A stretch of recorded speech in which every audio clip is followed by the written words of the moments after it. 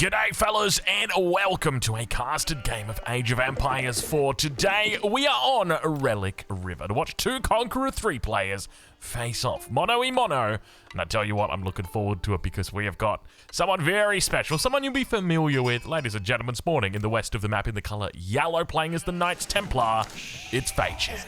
Now, one of the reasons I love watching Fei-Chan is every single time we watch her, we see something stupid. And I don't say that in a mean way, I say that in an absolutely amazing way because she's Conqueror 3 and she's still just able to make it work, no matter what. She just, you know, realistically, it's like she's thrown a plate of spaghetti up against the wall, and she's picked out a single piece of spaghetti, and on that piece of spaghetti is her strategy. And I think the question in my mind is, what is that strategy going to be today? Is she going to do the classic 3 town center opening that we've seen her do before as the Knights Templar? It could be the case, but that's what we're going to be looking for today, seeing exactly what she's up to. Over on the east side of the map in the color blue, playing as the House of Lancaster, it's our Chinese friend. Ladies and gentlemen, welcome. It is a pleasure to have your company here today on this, I was going to say this Dry Arabia Sunday. I'd first and foremost, I don't think it's a Sunday. And second of all, this definitely isn't Dry Arabia, so I don't know where that came from. But I will just say we've got one of the most beautiful maps. Not only do we have the best map with regard to the aesthetics, we've also got the best biome, the Japanese Spring, which IMO, the best biome there is. It's just the easiest on the eyes, right? Like I've noticed sometimes you'll be watching a game like the desert biome. We just casted a game over on Four Lakes where we had the desert biome. And I tell you what, man, that is a difficult one to swallow. It's very bright. Maybe it's just my monitor. Anyway, we'll keep an eye out on what the play is here today. So far, it seems like we've got a pretty standard opening here. Faye's going to be up a little bit faster than her opponent. My suspicion is we do see the 4 vills on gold at this point, so a late transition, indicating she's probably going to be opting to keep vills on gold here. Most likely, when it comes to the age ups, we'll be seeing the French age up, the Kingdom of France, of course. Seems to be picked about 99% of the time. I suspect this game she's probably going to go for something similar, maybe with like a fast Imperial could be an option. Age up coming through on the other side, though. It's going to be the Lancaster Castle coming in for our Chinese friend, and immediately the mining camp getting thrown down. Of course, we've got the 2 new civilizations that have arrived. It's been a couple of months now that they've been out, hasn't it? And I think we're starting to learn them. We're starting to discover them.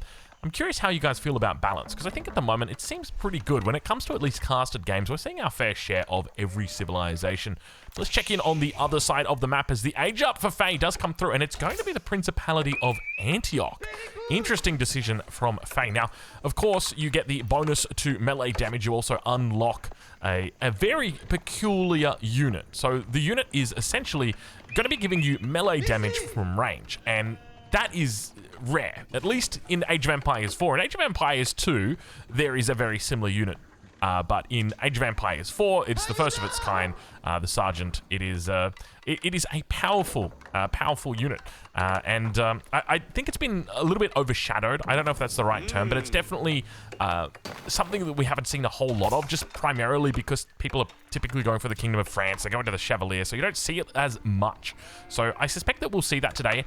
It looks like we're going to see a second town center as well out of her. One of the things I was curious about is whether she goes for a fast castle, but it doesn't appear to be the case. She's got quite a bit of resources in the bank, but you can see 3 vills queued up at the moment. No safe passage in queue, so he's going to be going for that second town center. At the moment, keeping everything very close to home. We'll check in on the other side of the map and see how our Chinese friend is doing.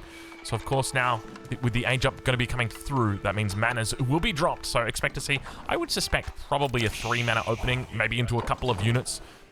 Ideally, I'd love to see, I'd love to see just perhaps one game where we get a Hobbler out. It's been rare. In fact, I think the last time we saw Hobblers might have been a Fey game. But there's the first mana now coming down. 3 vills on the mana. It's going to be your optimal timing there. Trying to squeeze that mana in before you get housed. You can see you're about to be housed right now. So it's imperative that you rush this up with the 3 vills.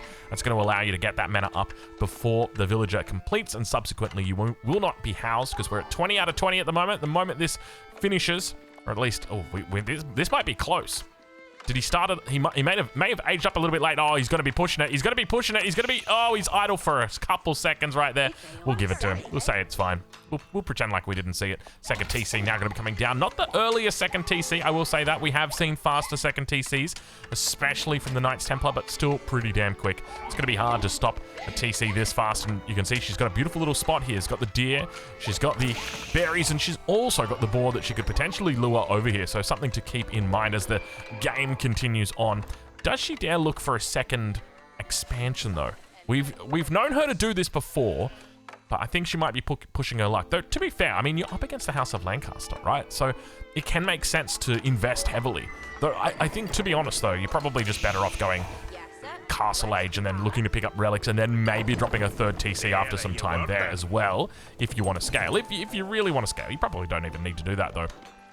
But one thing to remember is that when it comes to Faye, she is typically not a standard player. So you might see her doing something and thinking, hey, that looks a bit strange. And that's because it is strange. Faye does not operate like most gamers. I'll say that right now. Let's check in with her, though, and see what is going on. It's going to be a barracks.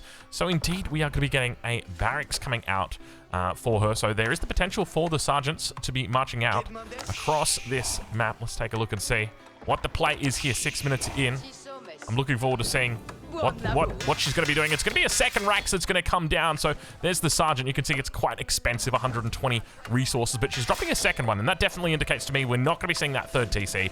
Might not even see an age up here. She could just be looking to play heavy in the feudal age. Now, when it comes to this unit and what it's weak against, if we think about it from the stat perspective, right, it is a ranged unit, and it is a heavy ranged unit, which means that it is still, it's a unit that is melee, but it attacks from range, and that's done very specifically. So you can see it's a heavy melee infantry. That means that it gets countered by archers. But you got to remember, what's the advantage of this unit is that it is ranged, so it can still attack things like archers and do quite a bit of work. But we do now start to see the boar is coming through. The sergeant going to help out with a little bit here. Might need to pull these vills over, do a little bit of melee attack, and indeed, we start to see her work it down. She's going to be transitioning vills out over onto gold any second now, as I suspect the spam is about to begin. You don't throw down 2 Raxes and say to yourself, yeah, 2 sergeants is enough for me. No, it's going to be big. It's going to be big. Over on the other side of the map, though, we'll ride along with our English or our Chinese friend, and it's going to be a very curious decision. The White Tower, I do like this. This makes a lot of sense. So going for the 3 manas, then into the White Tower. I did quite a bit of testing, and I found that typically the 6 mana into the White Tower is pretty much just as good.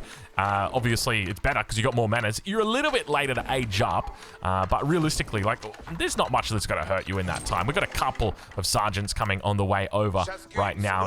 They're going to be able to spot out this White Tower, but I suspect the House of Lancaster should be pretty decent in their defense. Remember that the villagers have got their bows as well, and we're not talking about the headsets here.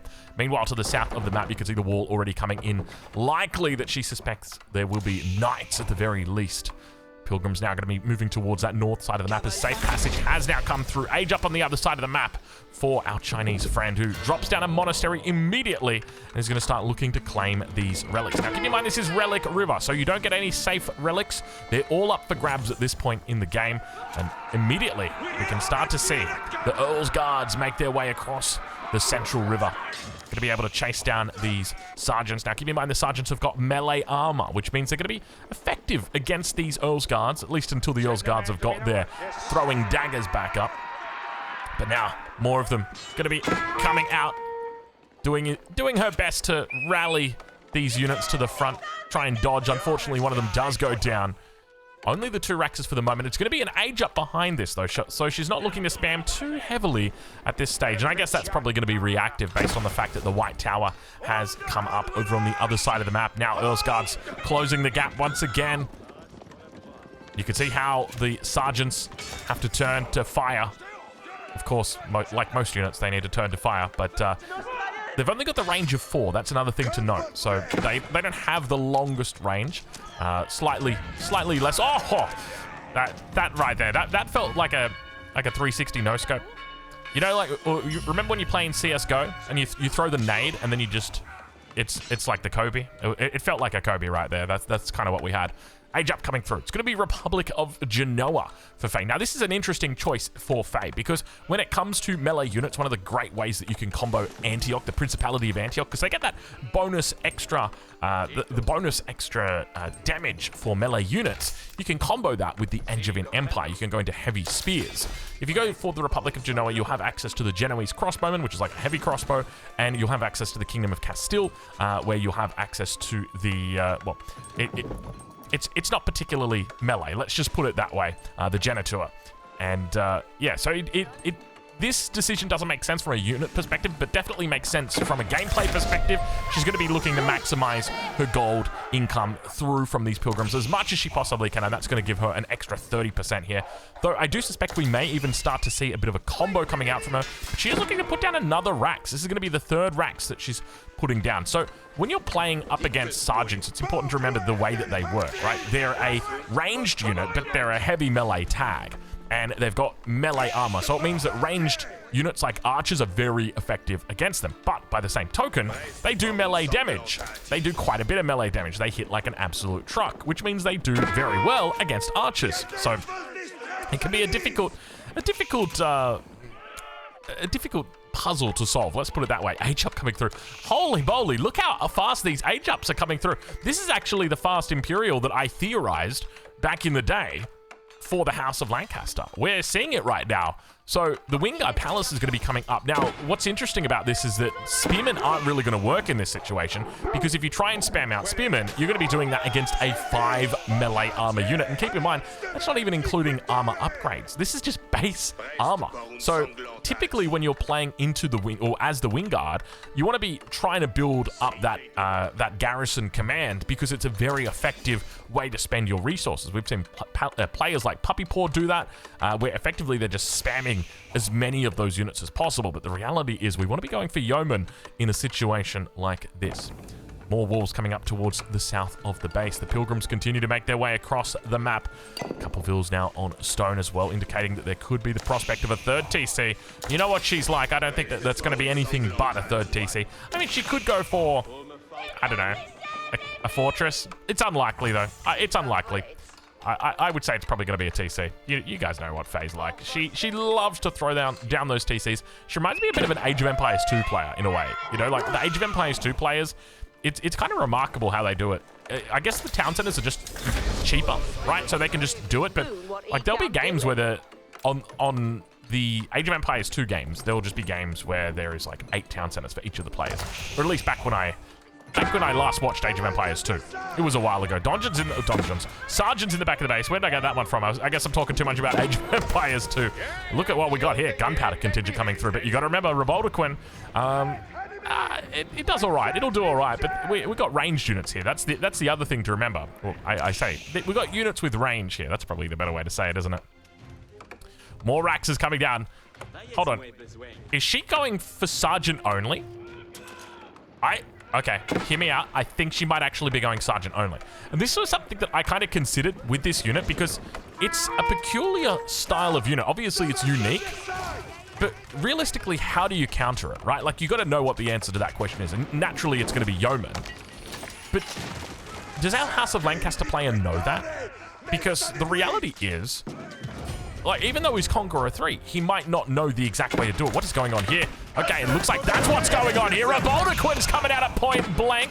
Vill's pulled forward. They're going to be looking for the repair. And the Culverin firing off, and that's going to be it for Faye for the moment. Nice little defense.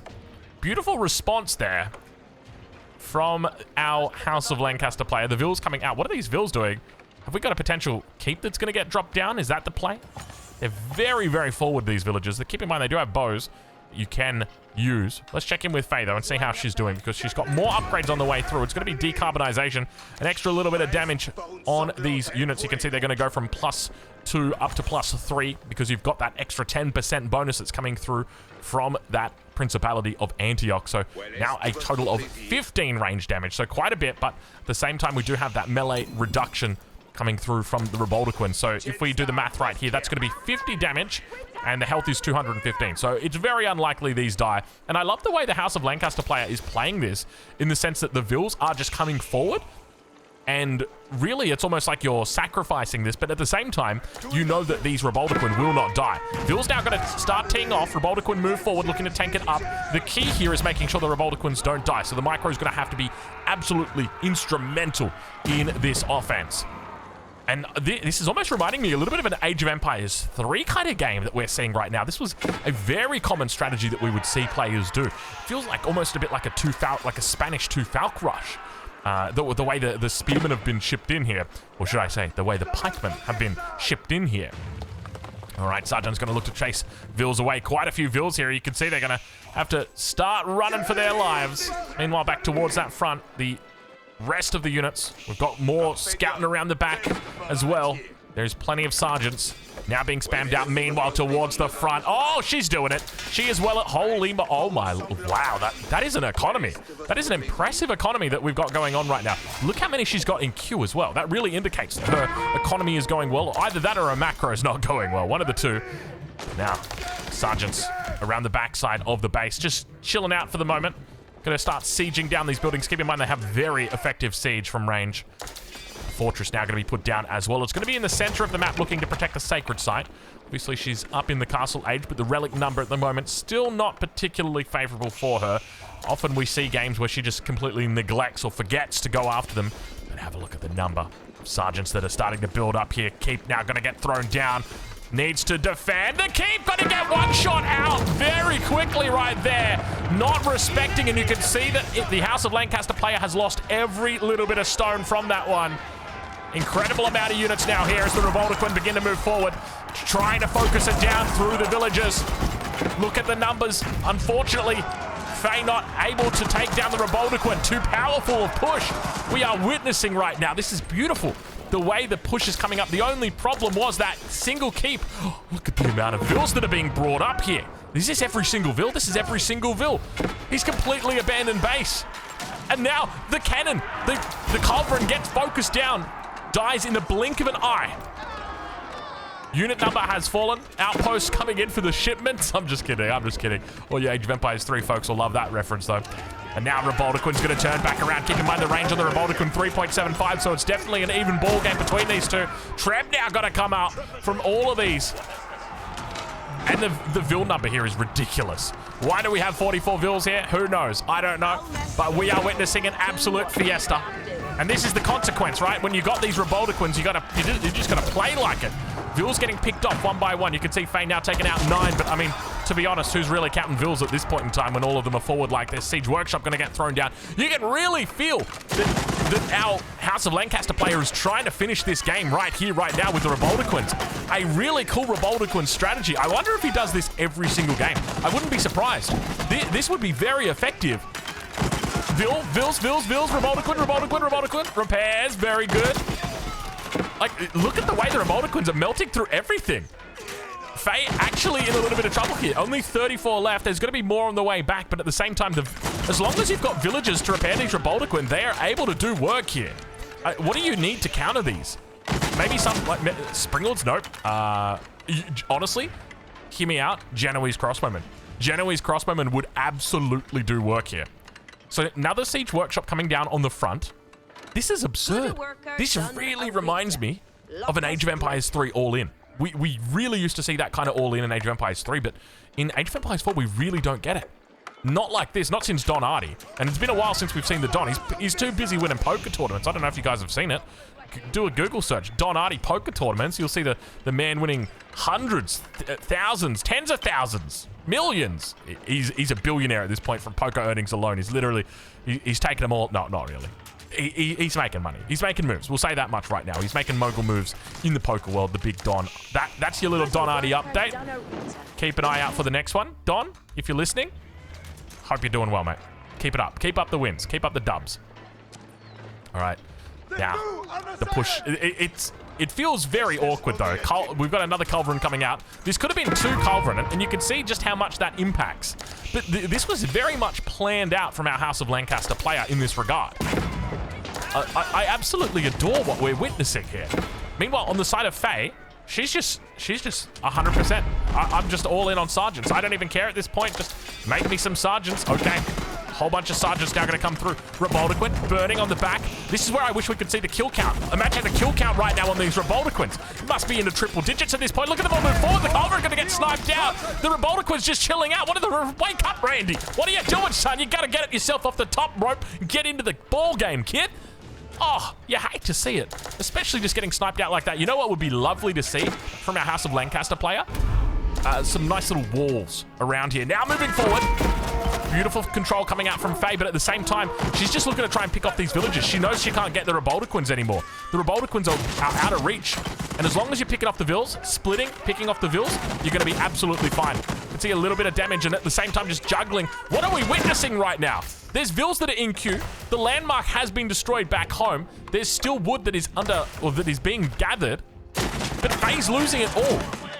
And keep in mind, like, it's unfortunate, but there's just been a couple of misplays on the side of the House of Lancaster. We are witnessing an incredible game. You've got one of the most unique all-ins that we have ever witnessed in Age of Empires 4 history up against a single unit. Who would win? The most unique all-in strategy in Age of Empires 4? Or one Axie Boy? The answer will surprise you. It'll surprise me as well, because we come into this and we don't know which way it goes. Will we witness something beautiful? No matter which way it goes, the answer is yes. Revoltaquin's now moving out. How are we doing back home? We do have some repair now coming through by the Wind Guard. Couple of vills back here. And now moving in towards that Culverin. Faye knows how important it is to try and snipe this out. This is going to be where all the tempo is coming from this push. Second Culverin also in queue. Revoltaquin's moving backwards. Beautiful control. And look at all the vills. Position around easily. One shot. Not even close. You got to get walls up. There's no two ways about it. Walls at the front are going to be able to protect you. Bring your Culverin back here the moment you see him coming in. I think that's got to be it, right? There's no other way that you could do it. You're just going to keep getting picked off. But look at the numbers. She's down to 25. Beautiful repairs coming through. Vill count, though, a little bit questionable. 28 villagers. Keep in mind, every second that goes on, Faye continues to increase in villager count, whereas her opponent on the House of Lancaster continues to lose on the villager. Oh, no, the Culverin just dies immediately. Do you need to go Treb? Is Treb the play here? You know the trouble that you've got, though? You're not against a normal civilization. Even if things went well here, right? Even if everything went to plan, how are you going to get to this fortress? How are you going to get to this fortress? How are you going to get to the next fortress that she puts over here? Or the one that she hides over here? You know, it's just one of those things where it's like, it's so hard fighting against the Knights Templar when you're going for a landmark victory, because it really is the Hydra. And now, 22 minutes into this game, the Vill count has been completely thinned, 4-1 on that villager count, and yet still, somehow the Revoltaquins are in it. I just, if there has ever been a game for the case of kill count on a specific unit, this has got to be it. This has absolutely got to be it. It is ludicrous to think how many units these two have killed. If I had to estimate right now, I would say between them, probably 150 sergeants. What do you reckon? I reckon that's pretty accurate. I reckon somewhere in that ballpark. That's a decent figure. Let's check in and see how she's doing on the economic side. A couple of idols out here for her. Those aren't technically showing as idle. What's going on here? Look, you can see. Oh, no, 5 idols. Never mind. I thought I checked. I guess I didn't check well enough. Meanwhile, on the other side of the map, there's the fortress that we were talking about. Just a couple of villagers doing their thing. Just waiting for a few other villagers to walk on past. Now, keep in mind, these are English villagers, so they do have those bows that we were talking about. And it means that at a moment's notice, these villagers could just wake up from their gathering of gold and stone and say, hey, we're going to stop that right now. Going to stop that. Keep in mind, these do not have their bonus health, unfortunately. No Knights Hospitaller here. Nothing else. And the Revoltaquins, together with the villagers, going to retreat away from the front. Looks like the fortress will come online, though. So Faye going to be slowly securing control. And I think at this point in the game, it's less about... I'm struggling for words, because I think the reality is when you've got 30 villagers against 114, it's not going to be an easy game for the House of Lancaster. You're going to need a big fight and you're going to need a stealth forest. Let's put it that way. You're going to need a stealth forest, and you're going to need Faye to walk into the stealth forest, and you're going to need to catch a whole bunch of sergeants here. But even if you do that, like, how are you stopping this?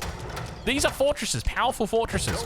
I guess technically if you got high enough Reboldiquin count and high enough Culverin count, you could actually do something. Now that I think about it, okay, you know what?